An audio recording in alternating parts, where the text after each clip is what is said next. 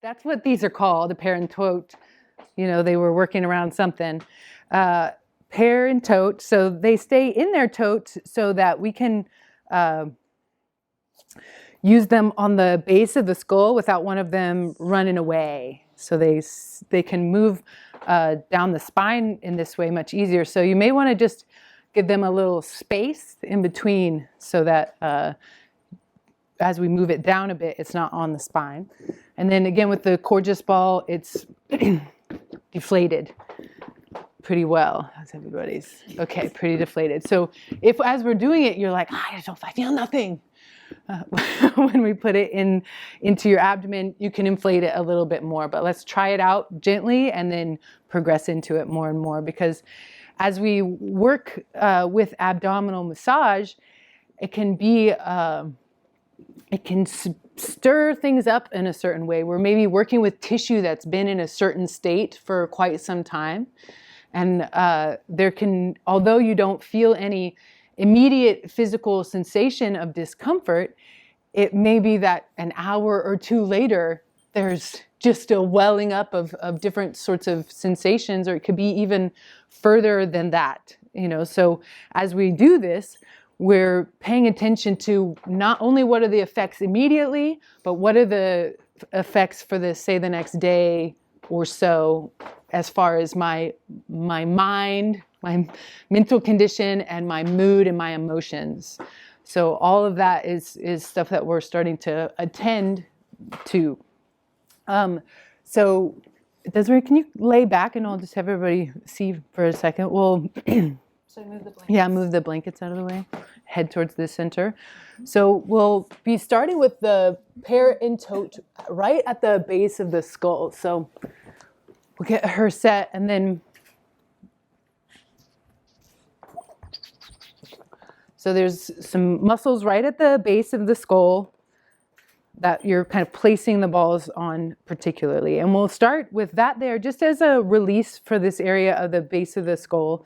So we're combining a little myofascial release with our lesson on bandha, or containment. So we're learning about all of these containments that are inside of every yoga pose.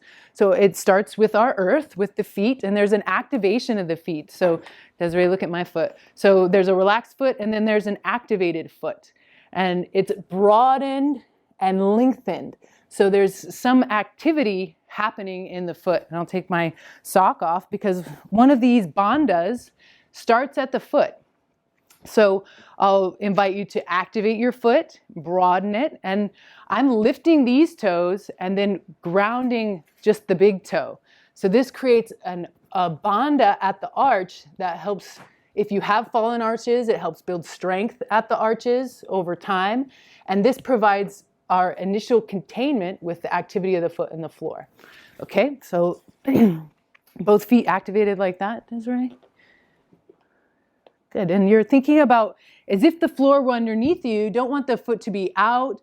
You don't want this inner edge to be in. You want to imagine that the foot was flat and broad. And we'll do it a little bit with the foot on the floor too. And then the leg is lengthened in two directions. So you're actually like engaging the outer edge of the leg to really kind of press down without hyperextending the knees, just like Des is here. Good, and then the glutes are engaged and the low belly is toned to balance the pelvis. So we're not pressing the low back down or taking ourselves out of neutral lumbar curve. We're playing with the positioning of the pelvis to find an engagement where the low belly is toned and the pelvis is balanced. So it's neither spilling forward excessively nor held and tucked back. A lot of times there's cues for tucking the tailbone or doing this tucking action, which can flatten the back and actually move it into dysfunction in a different way. So finding a balanced center for the pelvis, and then take a deep inhale in and an exhale out of the mouth. And that exhale out of the mouth will activate the transverse to create some containment through the ribs here. So you want to feel that the mid-back is in contact with the floor and that the ribs are contained by a slight activation of the transverse abdominals. So there can be a tendency for the ribs to flare, especially as we get to, flowing. We want to keep that containment in place so that we're not getting way too much air on our fire. Because what happens when that happens? It spreads, and then no one's safe.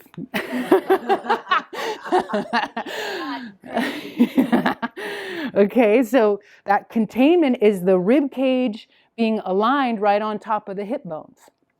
And then bring the palms face down at your sides and broaden through the hands in the same way as we did through the feet. So there's a gentle containment through the hands by pressing gently down, and this will cause the chest to broaden, but broaden across the chest and the upper back even more. Good. And then I'll take this out. So there's this sensation of trying to have as much surface area of the upper back on the floor as possible, and the arms both lengthening down and extending up here, and a soft bend in the elbow. So that's creating this action of the upper back and shoulders, where this area that tends to get dense and sort of unseen, unfelt, forgotten. What feelings, what intuition, I don't know what you're talking about. I'm fine. Everything's fine. We're moving into it and feeling that space and broadening into it and even taking breath there. And then the last element, space, is through the positioning of the head. So there's a movement of the chin to the center of the throat and extension up through the back of the crown. So as if I were just gently pulling on the back of the crown there, you're bringing the lowest point possible on your head to touch on the floor. Good. And then, so that's a bandha at the foot, the bandha at the pelvic floor, the bandha at the abdominal diaphragm, the bandha at the throat, the bandha at the hands. And then there's a bandha at the mouth, Jiva bandha, which we learned last night, which is tongue flat and broad on the roof of the mouth, teeth slightly parted, lips gently touching. Gentle, consistent vacuum between the tongue and the roof of the mouth, right? It's not the first time I've said that, because it's something that I'll keep reminding you about. It's mimicking the mouth position of one of the very first things that we ever did, which was find mother's milk or find something to suck on, to feed us, to nourish us. And there's a physiological action that can happen as you start to practice this more that is facilitating that for the baby selves of that each of us are, to open up the nostrils so that you can stay latched on and breathe. So it opens up the nostrils, balancing your right and left channel, which are known as nadis. So where I first learned about yoga, they called this Sushumna activation, but they didn't teach it with this action at the mouth. They taught it through doing lots of alternate nostril breathing and lots of different practices to balance the nadis. But this is sort of like a little developmental hack in a way that can really connect you deeply to your central channel and your center in general. So once you can let all those go. You've done so good. I'm sorry. Give her a hand. But that's the thing, is we're trying to learn to take these in a way where you could hold them for that long without much strain. So we're trying to find a quality to those activations that's an effortless effort. It's not an over-engagement like, now I'm bandha. It's getting it so that you can feel those activations happen and hold them in an easeful way. And when you first do them, you'll be like, this feels so strange, so awkward to do it in this very particular way. But the more you do it, the easier it will be to take those actions to find the alignment of your spine.